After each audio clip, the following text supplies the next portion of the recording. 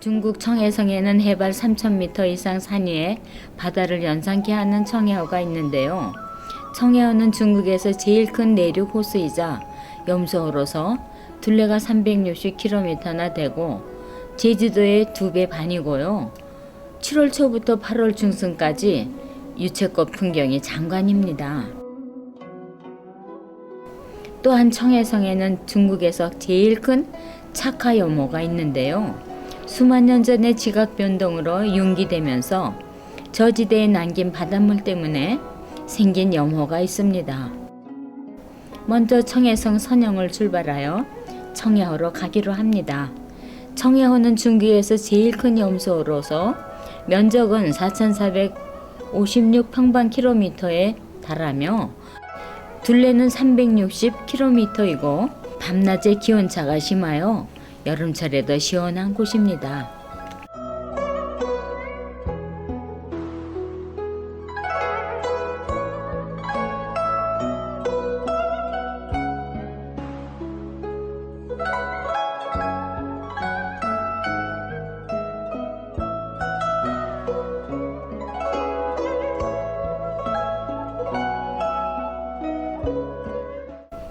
티베트 문화의 하나인 다르초가 눈에 들어오고 기도하는 사람이 보이네요.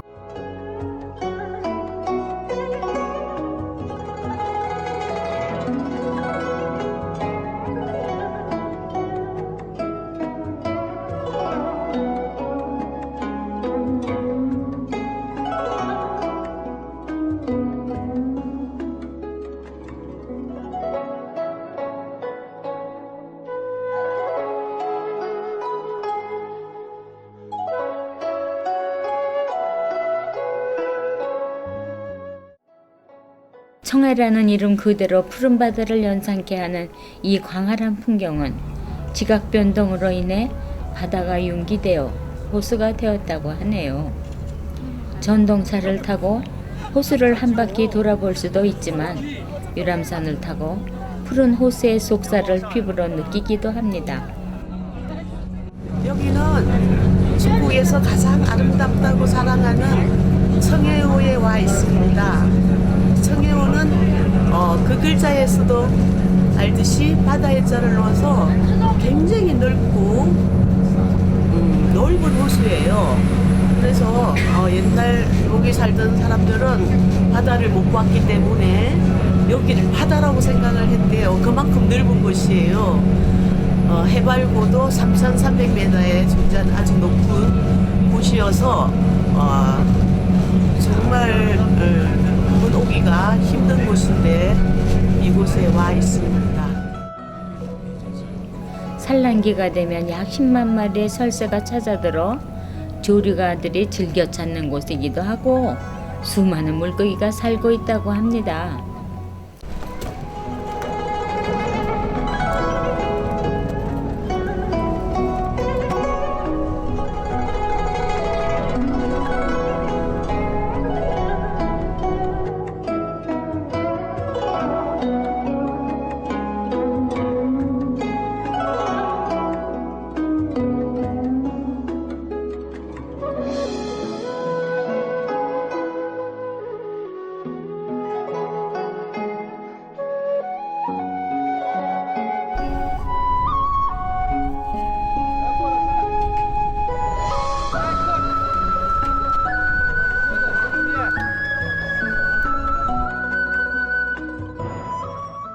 서령에서 서쪽으로 약 300km 떨어진 청해호는 평균 수심은 약 21m, 최대 수심은 32.8m이고요.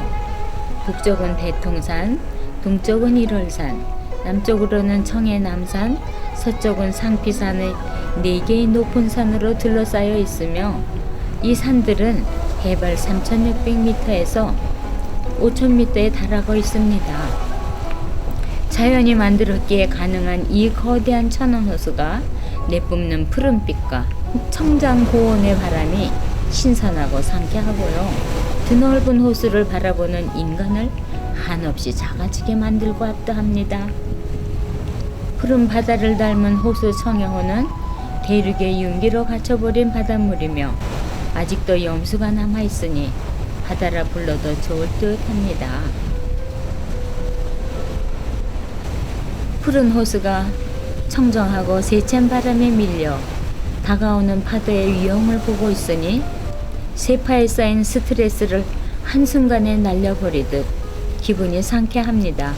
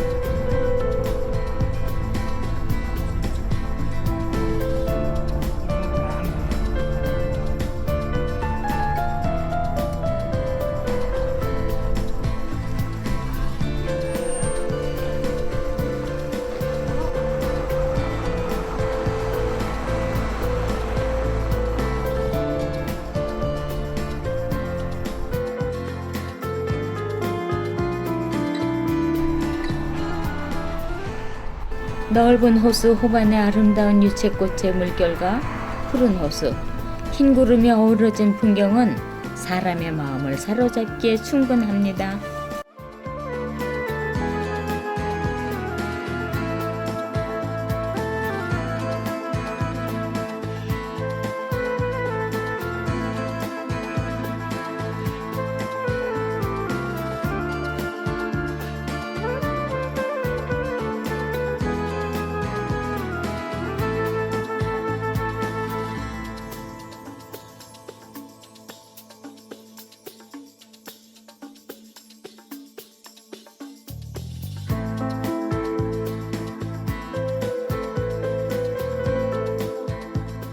여기는 중국 청해성의 성해호 수가에 나와 있습니다. 성해호는 세계에서 두 번째로 큰 호수입니다. 굉장히 웅장하고 아름답고 바다같이 넓은 호수예요.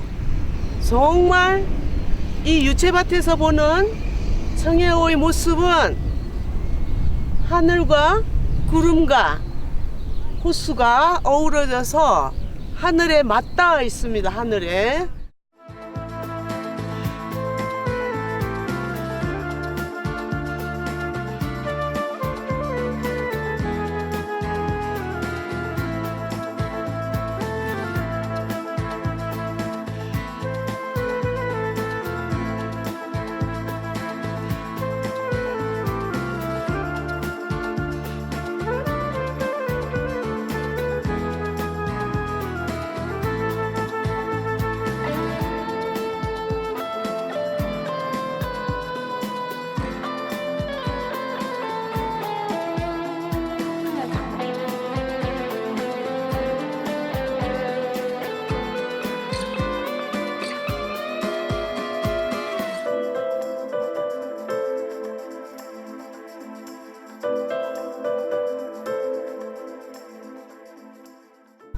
원래 여기 이제 기차역이 한 번 있고요.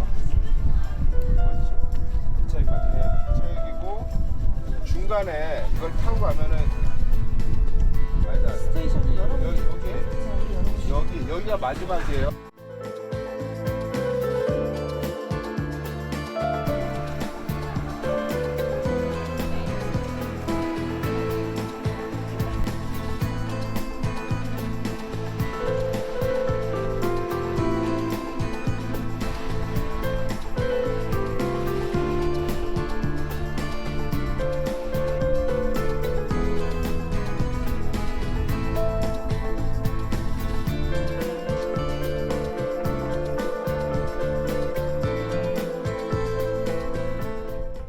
차가염호는 중국 청해성 차이나무 분지에 위치하며 중국 최대의 염호이고요. 3천여 년 전부터 유목민들 사이에서 채굴되었고 청나라 강희제 때 서기 1763년부터 본격적으로 채굴하였다고 합니다. 내륙의 분지에서 광물처럼 생산되는 암염은 전 세계 소금 생산량의 60% 이상이고 유럽과 미국, 중국에서 소비하고 있다고 합니다.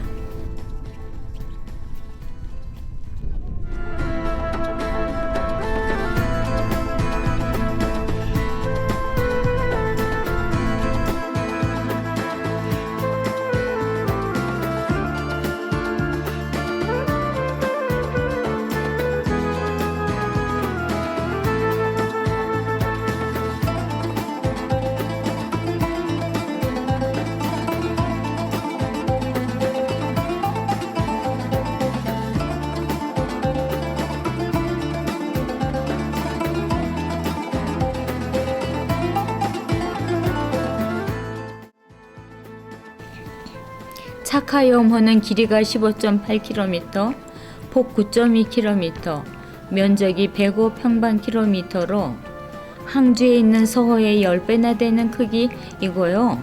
6천만 년 전에 해저가 융기되어 생긴 소금호수로서 4억 4천만 톤의 소금이 저장되었다고 하네요.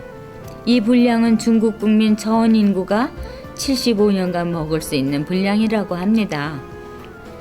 수백만 년 동안 증발한 소금이 바위가 되어 호수 아래 평균 5m, 깊은 곳은 10m까지 차 있다고 하네요.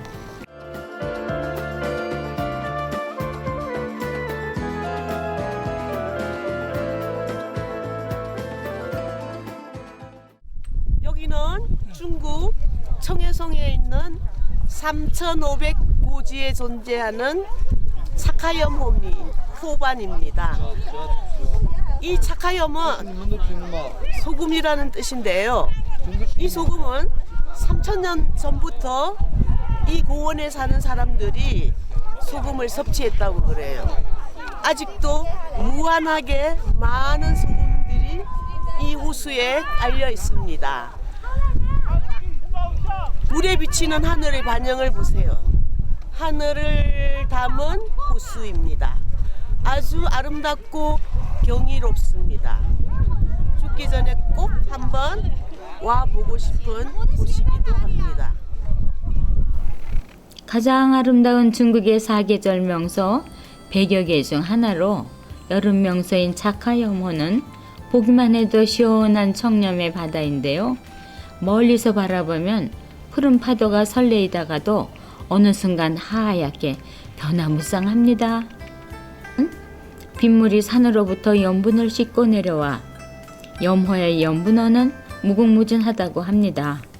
착하염호에 들어서면 호수바닥에 깔린 소금과 하늘의 하얀 구름의 반영이 어우러져 은백색의 세상에 들어선 듯 황홀한 느낌이 그지없습니다. 너무 황홀하고 하늘이 비치는 반영이 정말 아름다워요. 소금호수에 빨리 발을 담그고 싶습니다.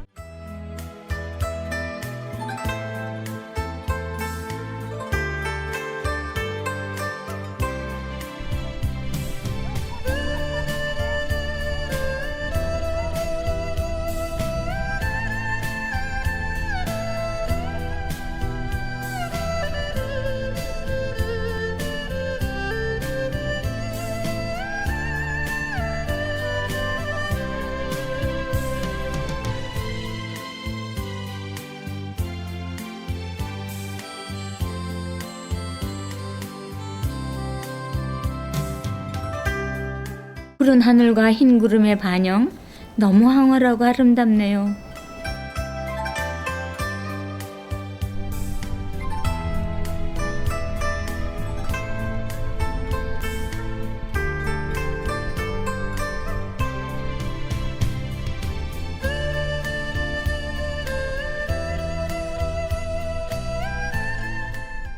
하늘의 흰 구름을 가득 담고 있는 호수 속 반영은 한 폭의 수채화 같기도 하고 숨이 멎을 것만 같네요.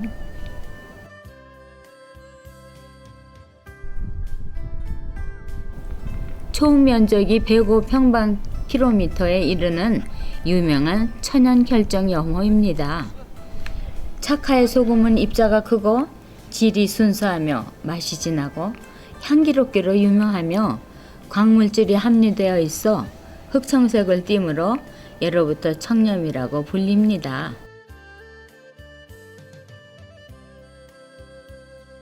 과거에는 소금을 나르는 협계 열차 선로가 지금은 사람을 태우는 관광 열차가 되어 호수를 가로지르고 있네요.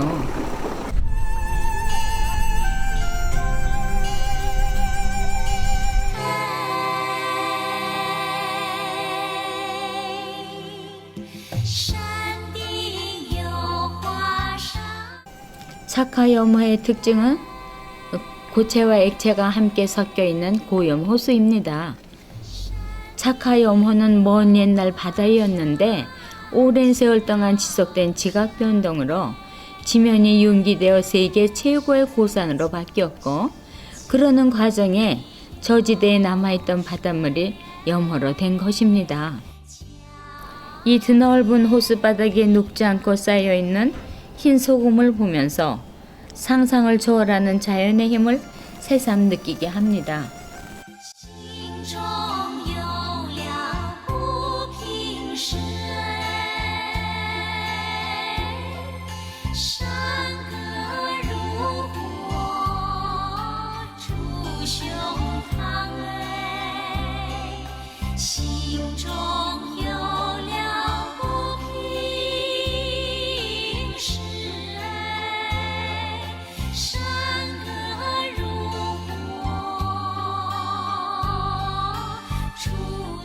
일월정은 당태정의 수양딸 문성공주가 티베트를 최초로 통일한 토본의 왕 송첸 캄포와의 화친을 위해 정략 결혼을 떠날 때 당과 토본의 국경이었던 곳에 문성공주의 동상과 동상 좌우에 일정과 월정을 만들었다고 합니다.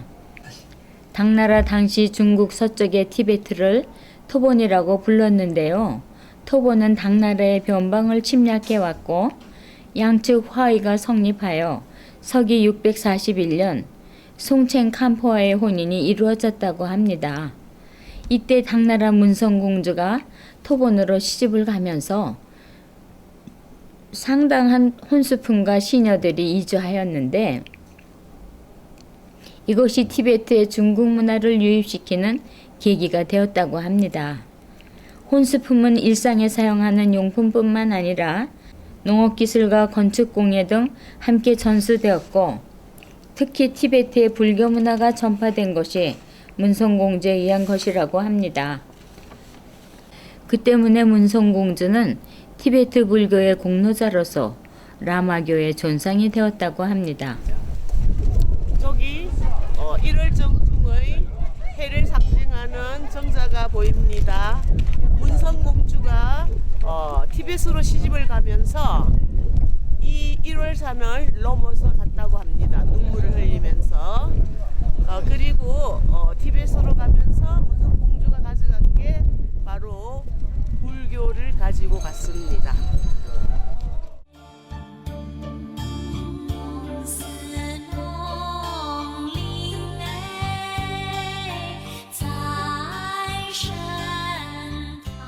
평균 해발 3,000m가 넘고 나무 한 그루 없는 척박한 초원에 살아가는 생명들, 야크, 양떼와 말, 그리고 아름답게 피어난 유채꽃과 야생화의 생명력을 보았습니다. 또한 고산지대 분지에 위치한 바다와 같은 청정한 청해호와 착화 염호의 장관을 보았습니다.